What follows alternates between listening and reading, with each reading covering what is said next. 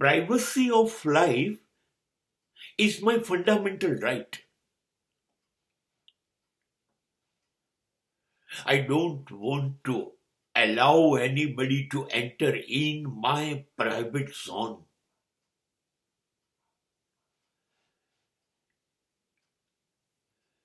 જિંદગીમાં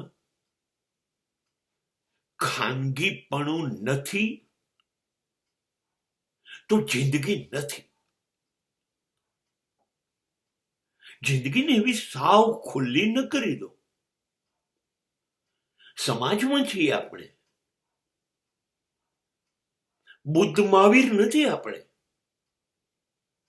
કે આપણી જિંદગીના પુસ્તકના દરેક પાનાની એક એક લીટી સમાજ વાંચે. ના, એવું ન કરો. એ સમય અલગ હતો અને એ સમયમાં પણ જીસસ, બુદ્ધ, મહાવીર સલામત નહોતા, પીડા ભોગવતા હતા. તો આ સમય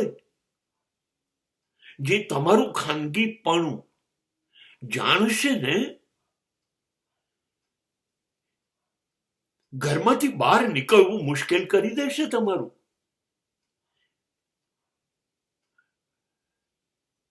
હું તો દરેક જણને અંગત રીતે એવું કહીશ, કોણ છે જેને પોતાની ખાનગી બાબત નથી? હોય જ.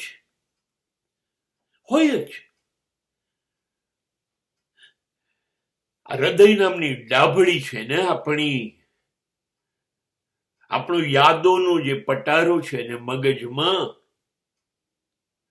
એમાં સંતાડી દો, છુપાવી દો. તમારી વાતો ન કહો. બિલકુલ અંગત મિત્ર છે, દો જિસ્મ એક જાન. એને પણ નાખો. ખબર નથી ક્યારે મિત્ર શત્રુ બની જશે. એનો ગેરલાભ ઉઠાવશે. એને ખબર પડશે તમારી નબળી બાજુ, તમારી કાળી બાજુ શું છે.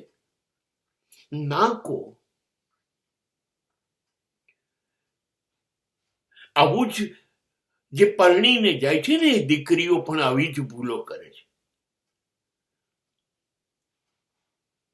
બહુ આ ભાવે એ બધું જ સાસરે જાય ને એટલે પતિને કહી દે છે, બસ હવે તમારું શોષણ શરૂ થશે. ના કહો. હા,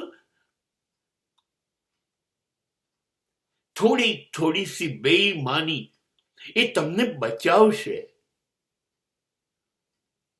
બધું જ ખુલ્લું કરી દેશો તો જાણીને પછી લોકો તમારો ગેરલાભ લેશે.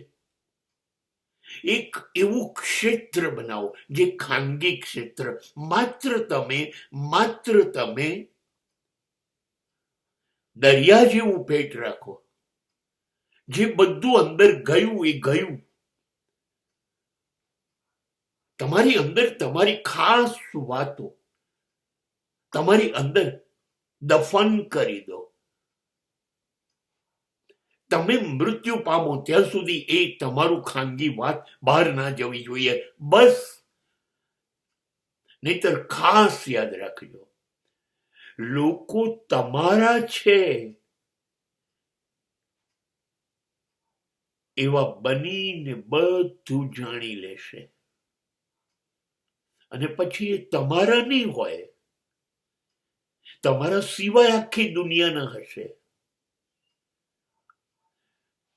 અને જે તમારી અંગત વાત હતી એ હવે સમાજના ખૂણે ખૂણે પહોંચાડીને તમને બદનામ કરીને, બરબાદ કરીને